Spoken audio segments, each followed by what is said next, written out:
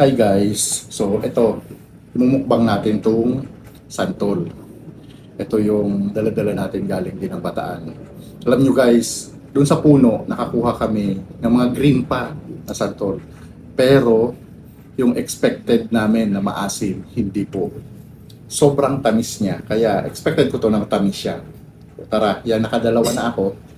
So, bulatan pa natin ito lahat para wala namang sayang kasi umalambot na. Mas masarap to kung nung pagdating pa lang kinain na kaagad, di ko pa agad siya kinain.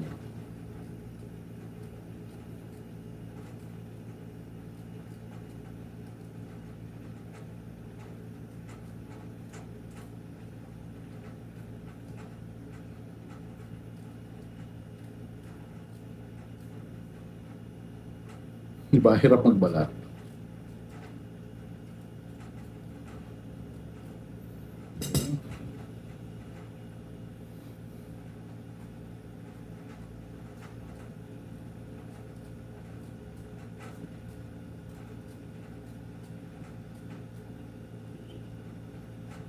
Naiwan. Pasensya na guys ha, hindi ako expert magbalat ng santol na pabilog. Parang masanay ako yung parang sa mangga. Kahit sa mangga, hindi ako pabilog magbalat. Yung pahaba.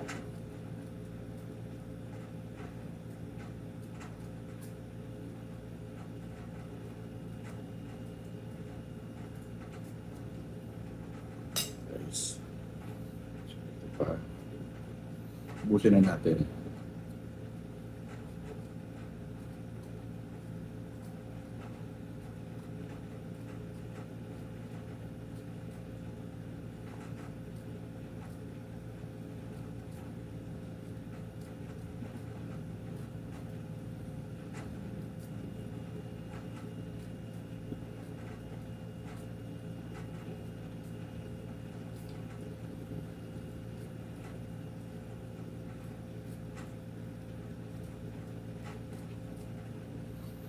Last one.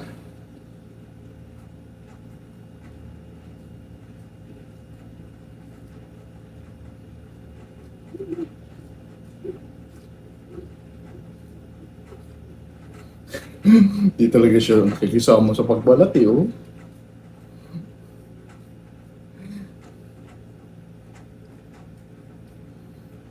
Dapat pag-picture pala ang panay na.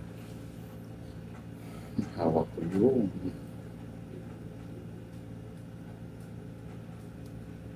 siya tuloy. Malot pa talaga yung balat. So yun guys. Tagtad-tagta rin lang natin para mas ano.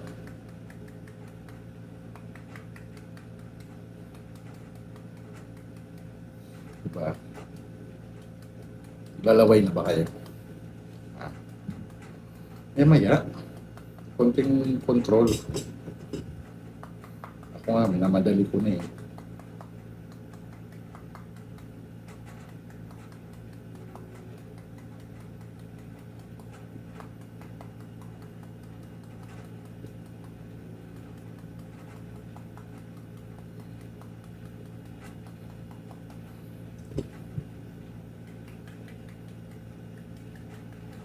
Huwag lang sa kamay, no? Huwag lang maidama yung kamay ko.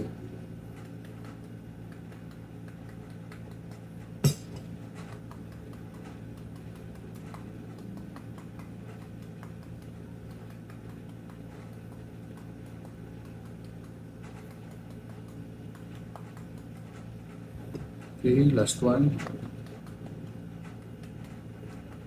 May isa pa. Slice na siya. Last one.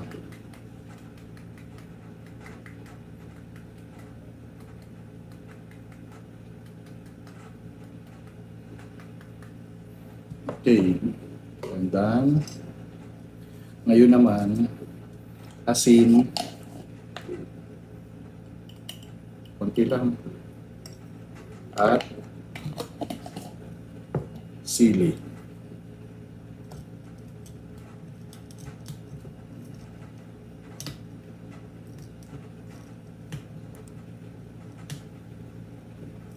Uy, gumagalaw.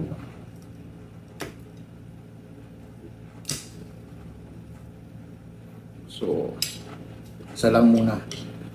Baka magkaanghang masyado eh. So yun guys, tara na. Nangangasin niya. So yan, pagkasin na natin sa lamin.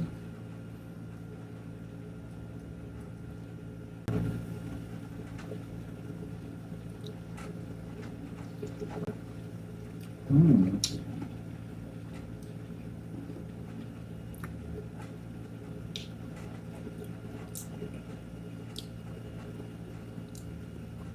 Matamis po siya. Disclaimer po, nilululun ko yung mga buto kasi kaya kong lulunin ha. So, di man po issue na kasi minsan di ba yung satisfaction kapag nilulun mo yung buto. Pero yung kaya lang. Pag hindi kaya, hindi po. Hmm.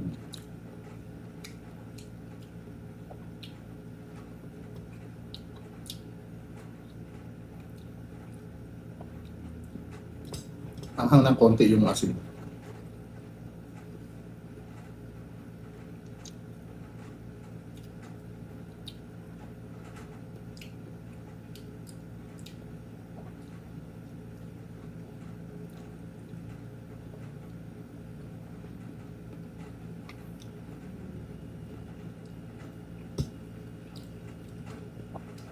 Tamis po talaga siya.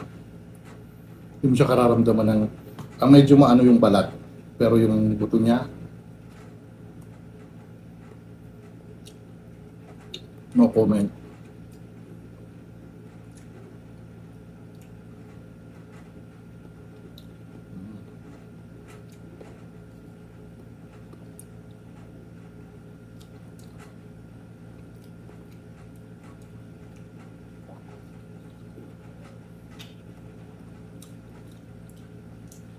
Isa pa lang tayo guys.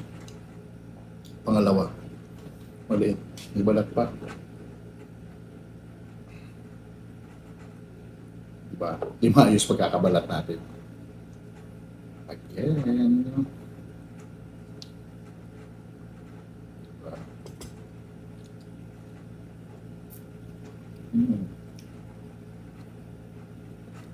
Tamis talaga nito.